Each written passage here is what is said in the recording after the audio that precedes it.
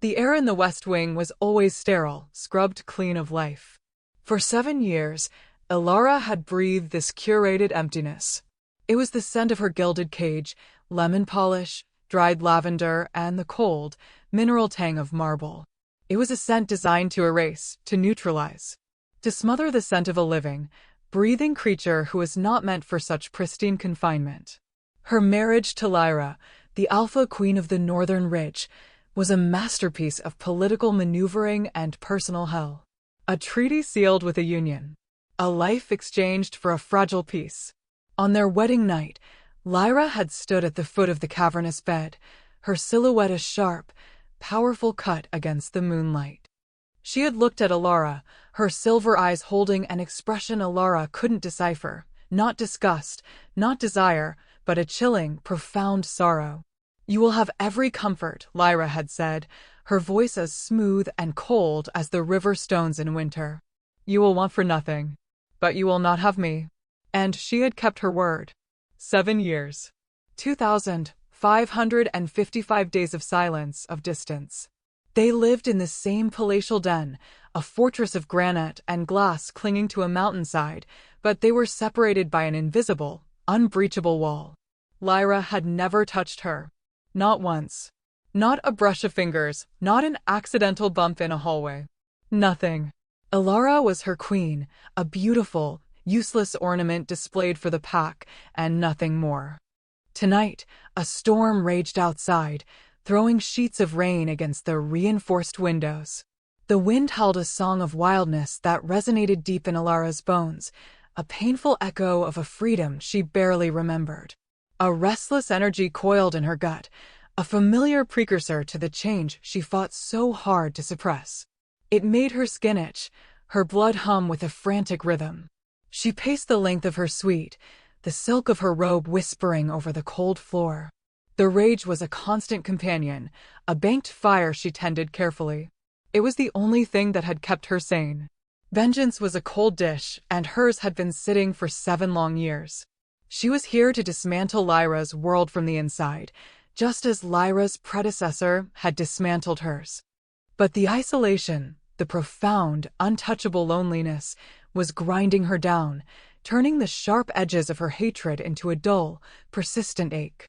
A soft chime echoed, signaling a visitor at the suite's private entrance.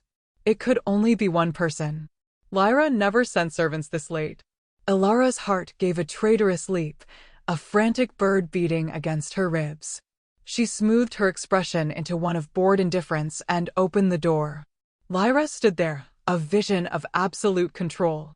She was dressed in severe black trousers and a gray cashmere sweater, her silver blonde hair pulled back in a tight, intricate braid.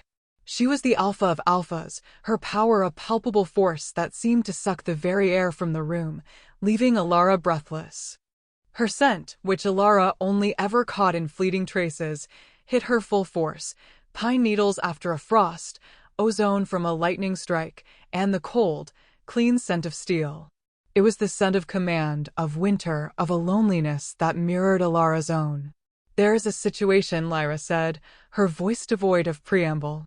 Her silver eyes swept the room before landing on Elara, and for a heartbeat, that unreadable sorrow flickered in their depths again. "The emissaries from the southern clans have arrived 2 days early. They demand a formal reception. Tonight." Elara's finely plucked brows rose, a touch impatient of them. "They intend to test our stability," Lyra stated, her gaze unwavering. "They have heard whispers of a cold union, of a queen who is a queen in name only. The unspoken accusation hung between them, thick and suffocating. The whispers were true, and Lyra knew it. Tonight, we must be convincing. We will present a united front." The meaning was clear. They would have to perform. They would have to stand together, to create an illusion of intimacy that was a grotesque parody of their reality. Elara's stomach twisted. "And what does this performance entail?" she asked, her voice laced with a bitterness she couldn't hide. "It entails you standing at my side," Lyra said, her tone leaving no room for argument.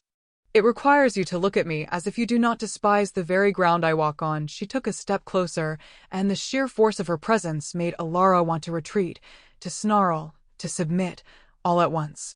The storm inside her raged in concert with the one outside. Can you manage that, Alara? For the sake of the treaty your family died to secure. The barb was sharp, and it found its mark. Alara's joy tightened. She saw her family's faces in her mind, heard the echoes of their final moments. This was why she was here. For them. She could endure anything for them. Even this. Of course, my Alpha, she replied, the honorific dripping with ice. I am, as ever, at your command. The grand hall was a swirl of polite aggression. The air was thick with the conflicting scents of dozens of powerful wolves, a heady mix of territorial musk, suspicion, and ambition. The southern emissaries were led by a brutish alpha named Kale, his eyes small and cunning, his scent a foul mix of damp earth and bloodlust. He watched Lyra and Alara with an unnerving intensity, his gaze lingering on Alara in a way that made her skin crawl. Lyra was a pillar of calm beside her, a queen carved from ice and granite. As promised, she stood close. So close that the fine wool of her tunic brushed against Alara's arm, sending a jolt of shocking heat through her. It was the most contact they'd had in 7 years, and it was a torment. Her scent was a constant, maddening presence, wrapping around Alara, seeping into her senses. It made the wild thing under her skin stir, not with rage, but with a terrifying, instinctual pull. A yearning. Alpha Queen, Kale boomed, his smile not reaching his eyes. Your queen is even more beautiful than the rumors claim. A delicate flower for these harsh mountains, he looked at Alara, his gaze proprietary. It is a wonder you keep her hidden away. Before Alara could offer a frigid reply, Lyra's hand settled on the small of her back. The touch was a brand. A shockwave of pure energy shot up Alara's spine, stealing her breath. It wasn't a gentle or romantic gesture, it was a clear, possessive claim. A warning. Her skin burned where Lyra's fingers pressed against the thin silk of her gown. My queen is not hidden, Lyra's voice was dangerously soft, a predator's purr that cut through the hall's clamor. She is treasured. And what I treasure, I protect. The air crackled with tension. Kale's smile tightened. For the rest of the night, Lyra's hand remained. It was an anchor and a cage. With every passing minute, Alara felt her own control fraying. The carefully constructed walls of her hatred were being eroded by this simple, devastating proximity. She could feel the steady beat of Lyra's heart through the contact, smell the subtle shift in her scent when a potential threat drew near. She was seeing the Alpha, the protector, and it was dangerously alluring. The first attack came without warning. A server, his face blank, lunged from the crowd, a silver dagger glinting in his hand. He wasn't aiming for Lyra. He was aiming for Alara. Time seemed to slow. Alara saw the flash of metal, the murderous intent in the man's eyes. But before she could even react, Lyra moved. She was a blur of gray and black, a shadow brought to life. She intercepted the attacker, her body shielding Alara's completely. The sound was a sickening crunch of bone and a strangled cry. Lyra disarmed and disabled the man with a brutal efficiency that left the hall in stunned silence. But she wasn't unscathed. A thin, dark line of blood bloomed on her left forearm where the blade had grazed her. The scent of it, sharp and metallic, cut through the air. It hit Alara like a physical blow, awakening something primal and furious within her. The world tilted, the edges of her vision tinged with red. A low growl rumbled in her chest, a sound she hadn't made since she was a child. Lyra's head snapped toward her, her silver eyes wide with shock, not at the attack, but at the sound Alara had just made. In that instant, amidst the chaos, their eyes locked. And for the first time, Alara saw not a queen, not a politician, not her jailer, but a woman. A woman who had just thrown herself in front of a blade for her. The carefully tended fire of Alara's vengeance was suddenly choked by a flood of confusing, terrifying emotion. They were rushed to Lyra's private study, the heavy oak door slamming shut, sealing them in. The fortress was now on high alert, the sounds of guards mobilizing echoing faintly through the stone. Lyra stood by the fireplace, her back to Alara, her posture rigid. She stared into the flames, her wounded arm held stiffly at her side. Blood dripped slowly onto the hearthstone. "You should have let them," Alara said, her voice rough. "Isn't that what you wanted? For me to be a docile, breakable doll?" Lyra didn't turn. Their goal was to destabilize the pack by assassinating its queen. It was a political move. My response was equally political. Politics. Alara's voice rose, cracking with an emotion she refused to name. She stalked across the room, her rage a shield against the turmoil inside her. "You bled for politics? You shielded me with your own body for politics. It is my duty to protect the assets of this pack. You are its most valuable asset." The cold, calculated words should have fueled Alara's anger, but they fell flat. She could smell the lie. Underneath the scent of pine and steel and blood was something else. Something raw and frayed. Fear. Lyra's scent was laced with fear. And it wasn't fear for herself. "Stop it," Alara whispered, stopping just behind her.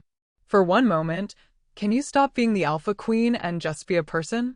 She reached out, her hand hovering over Lyra's back, terrified of the impulse to touch, to soothe. "You're hurt." "It's a scratch," Lyra bit out. "Let me see." Alara's voice was surprisingly firm. Lyra finally turned, and the mask was gone. Her face was pale, her silver eyes haunted. The deep, profound sorrow was there, stark and overwhelming. Without a word, she extended her arm. The cut was deeper than it had looked, a clean, vicious slice that oozed dark blood.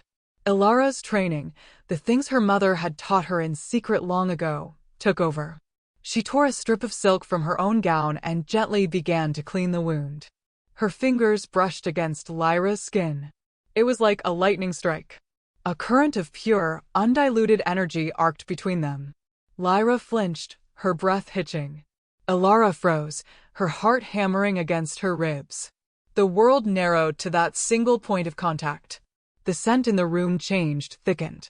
Alara's own scent, which she kept so carefully suppressed, wild primrose and summer storms, bloomed into the air, mingling with Lyra's.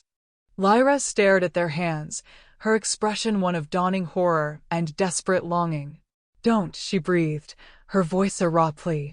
"Alara, you don't understand." Lyra's perspective. 7 years.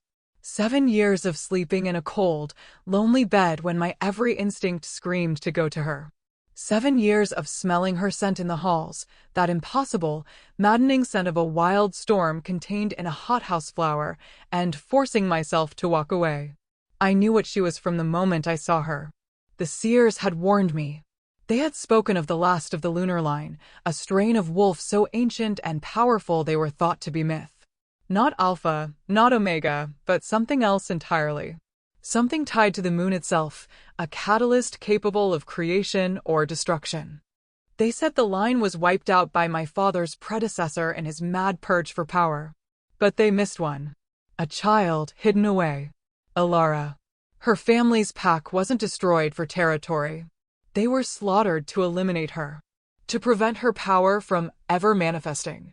When I took the Alpha seat from my father, the treaty and the marriage were my only way to get her, to bring her under my protection without revealing her identity to the very wolves who wanted her dead. I built her a cage to keep her safe. I kept my distance because the seers warned me of that too. A lunar's power is dormant until awakened by a true mate's claim. A touch. A bond. To claim her would be to paint a target on her back, to unleash a power that could shatter the fragile peace I had fought so hard to build. And worse, a selfish part of me feared it. Feared that her power, once unleashed, would dwarf my own. Feared that she would not choose me, but despise me for the years of coldness. So I watched her from afar. I saw the fire in her eyes, the hatred she nurtured like a precious flame, and I let her. I let her hate me, because her hatred kept her alive. It kept her sharp. It was better than the alternative. But tonight, everything changed. When that dagger flew, my actions were not political. They were instinct. The thought of that silver blade touching her skin, of her blood spilling, broke through 7 years of discipline in a single, terrifying second. And then I heard it. That growl. A sound of primordial power that shook the very foundations of my soul.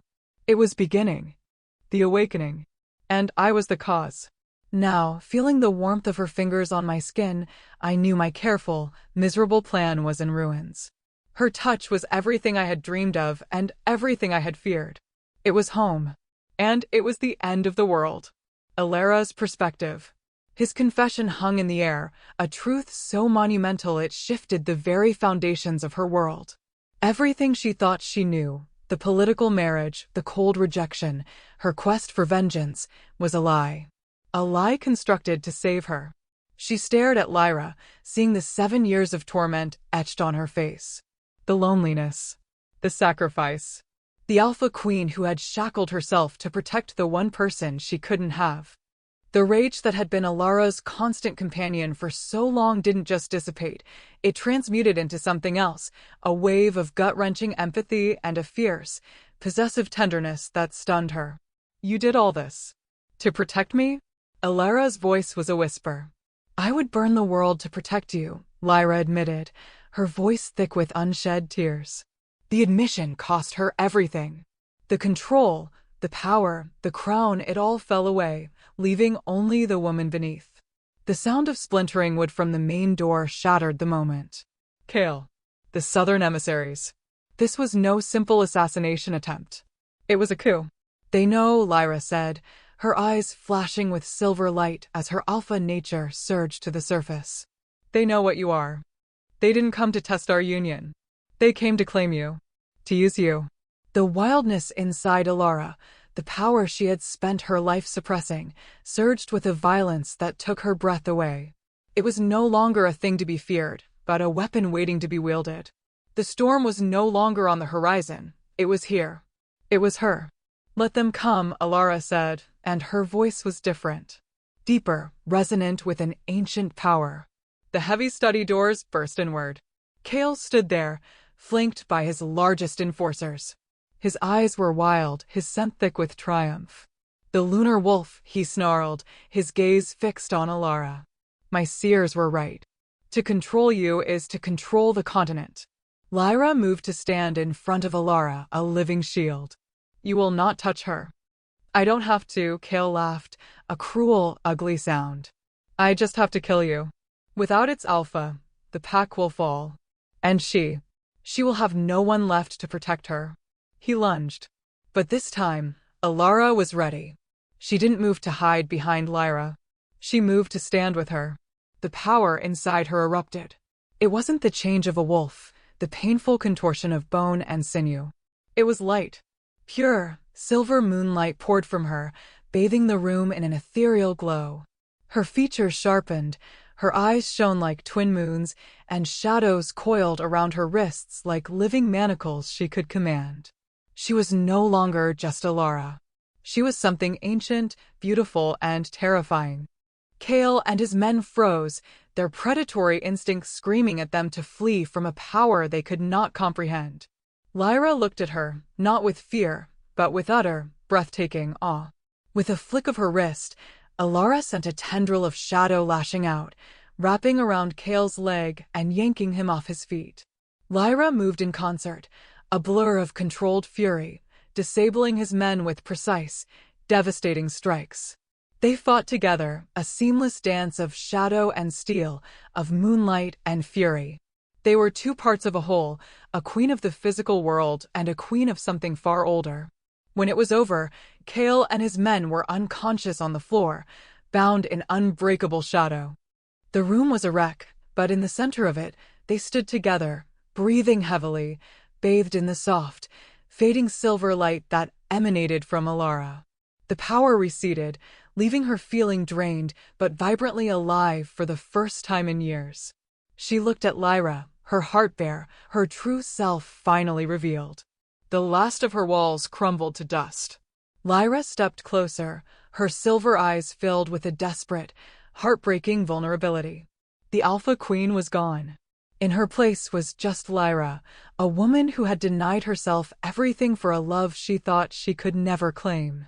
She reached out, her hand trembling, and cupped Alara's cheek. The touch was reverent. It was worship. Alara, she whispered, her voice breaking.